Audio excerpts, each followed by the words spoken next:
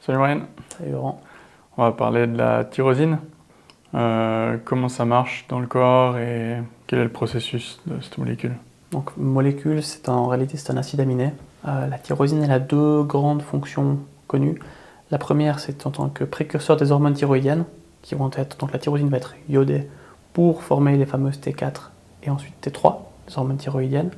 Une deuxième fonction, c'est précurseur de ce qu'on appelle la dopamine, puis de la noradrénaline et de l'adrénaline, par conversion avec d'autres cofacteurs comme la vitamine B6, le magnésium, le zinc, etc. Mais c'est surtout ces deux voies principales, donc dopamine et hormones thyroïdiennes qu'il faut retenir.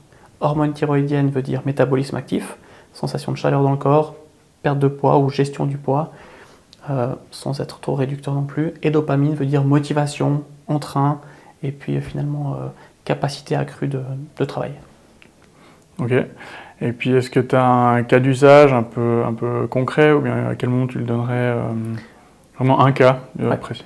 Ouais, typiquement quand on a de la peine à démarrer le matin, alors ça peut être pour des cas de figure liés au taux de cortisol, à de la fatigue, à de l'épuisement, simplement le fait de mettre un petit peu de tyrosine le matin, et j'insiste sur le fait qu'il faut le prendre en dehors du repas. Pourquoi?